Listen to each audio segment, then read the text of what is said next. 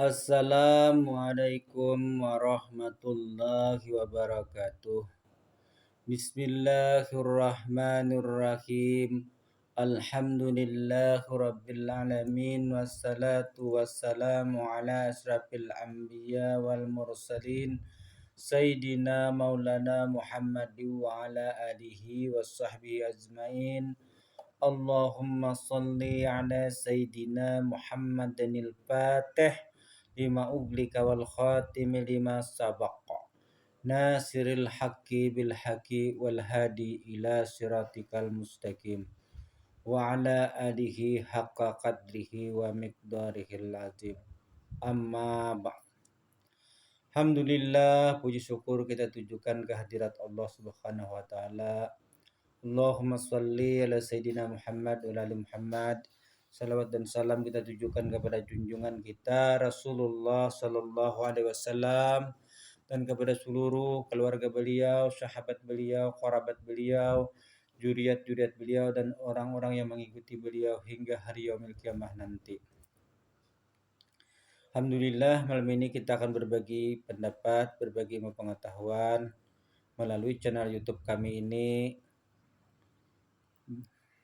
Dan bagi pian sahabatan yang baru mendapatkan channel YouTube kami ini, tolong dibantu subscribe-nya dan like dan share video kami ini agar lebih banyak yang mengetahuinya. Di dalam YouTube ini ulun kada mengajarkan ilmu, hanya sekadar berbagi informasi. Masih di seputar ilmu tasawuf dan masalah di bidang kemakrifatan. Misalnya kita ini di Banjarmasin, ini kita bilas contoh karena menyampaikan ilmu ini harus dengan contoh agar bisa dimengerti. Tinggal di Banjarmasin, lalu kita ingin pergi ke Amerika menemui seseorang. Nah, sebelum kita pergi ke Amerika itu kita hendaklah sudah mengetahui seluk-beluk Amerika itu sendiri. Dengan apa? Melalui informasi dan pengetahuan yang bisa kita kutip dari berbagai sumber. Satu, yang pertama. Yang kedua, kita mempersiapkan persyaratan kita untuk pergi ke sana. Kita harus sudah punya paspor, kita harus punya visa, dan kita harus punya duit, dan juga kita harus memiliki juru bahasa untuk di sana. Ini perlengkapan kita untuk pergi ke Amerika. Ini sebuah contoh. Ketika kita ingin menuju Allah dan makrifat kepada Allah, apa yang sudah kita persiapkan? Nah, tentu kita memiliki persiapan. Kada mungkin orang itu ingin menuju kepada Allah Subhanahu wa taala tanpa ada bekal persiapan terlebih dahulu. Mesti orang itu memiliki persiapan yang sudah matang. Barulah orang itu mencoba untuk menuju Allah. Persiapan yang pertama disiapkan adalah ilmu pengetahuan. Itu persiapan pertama. Orang harus mengerti ilmu syariat. Orang harus mengerti ilmu adab. Orang harus mengerti ilmu etikat. Ini sudah dimiliki dengan penuh sudah. Nah, baru mempersiapkan yang lainnya, seperti mempersiapkan ilmu tarikat dan lain sebagainya. Di kalangan orang-orang sufi dan arif billah, mereka mempunyai satu teori, satu metode ingin mengenal kepada Allah, yang juga metode ini populer di kalangan para aulia Allah dan para orang-orang arif billah dan orang-orang ahli sufi, yang disebut dengan metode martabat 7. Metode martabat 7 ini adalah menteorikan tentang 7 daripada tingkatan zat. Dari tempat kita saat ini kita berada, kita ini alam insan. Setelah alam insan itu menurut mereka ada alam yang disebut dengan alam ajsam. Setelah itu ada alam misal, ada alam roh. 4 tempat ini adalah alam yang merupakan adalah alam makhluk, alam muhaddas. Langit ketujuh, 7 langit itu berada di alam arwah. Ini belum bisa lagi menuju kepada Tuhan, yang mana Tuhan ini berada di luar daripada alam makhluk, yaitu di dalam martabat keesaan yang disebut dengan alam Jabarut dan alam Lahut. Ini anaknya di luar daripada alam makhluk.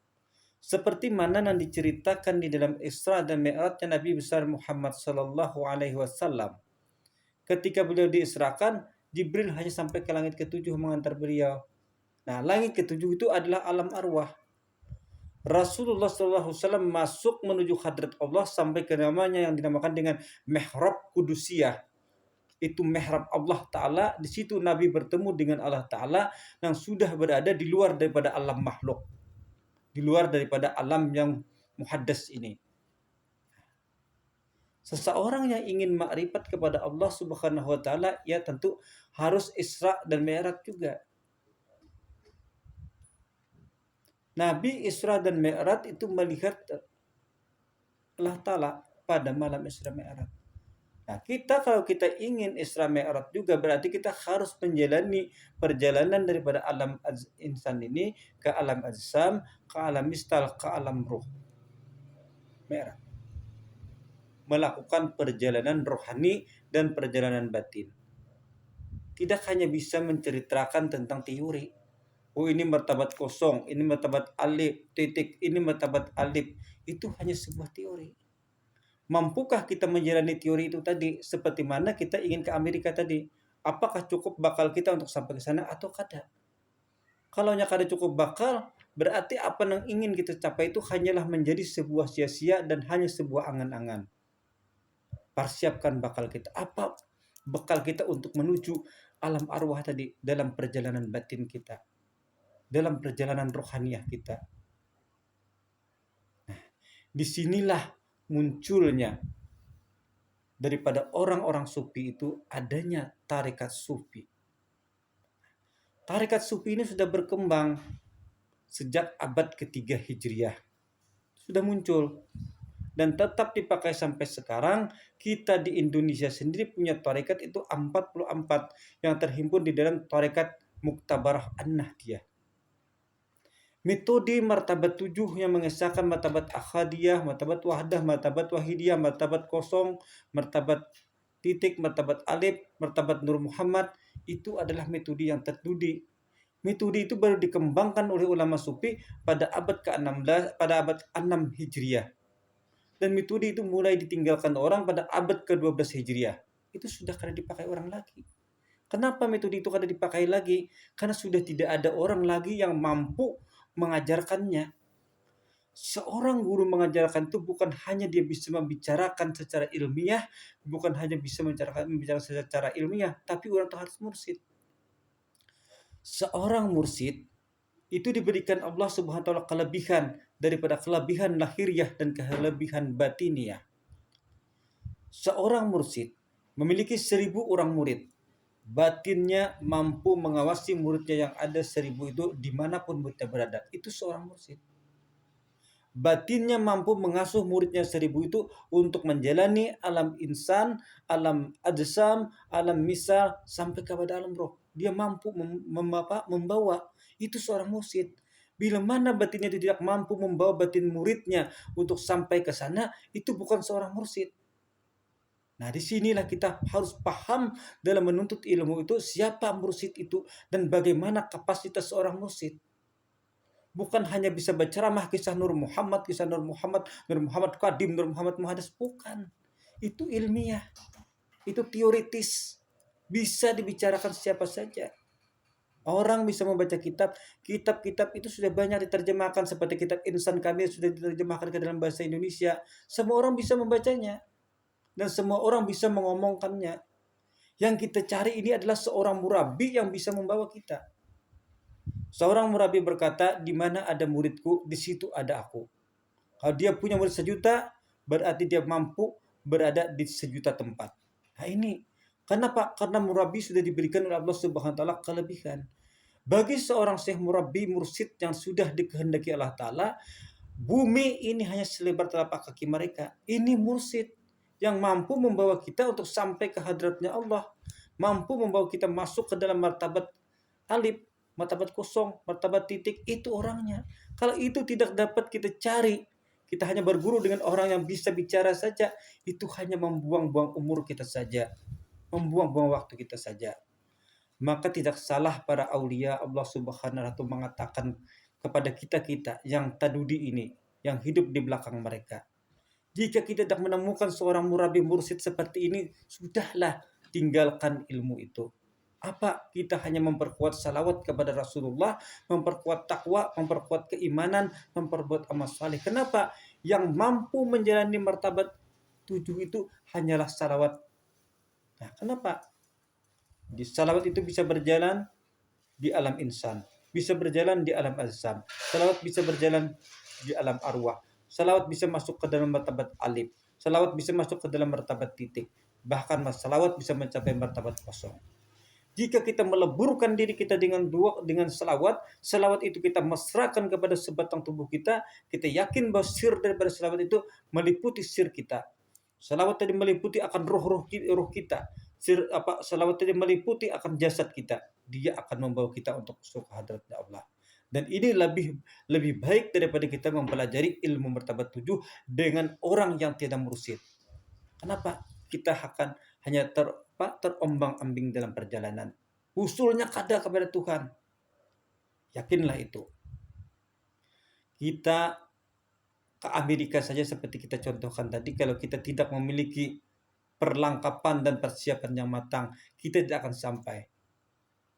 Paling kita hingga Jakarta sudah tinggal di sana, kada bisa terus ke sana. Kenapa? Karena persiapan kita kada lengkap. Orang yang mempelajari ilmu martabat 7, mempelajari Nur Muhammad, tapi tidak dengan guru mursyid, dia tetap di alam insan ini. Batinnya tidak akan bisa naik ke sana. Apalagi sampai ke hadrat Allah, sampai ke hadrat alif, kada mungkin tanpa ada orang yang membawa batin kita. Karena langkahnya seorang mursyid itu di zaman sekarang, maka salah satu solusinya ialah tadi,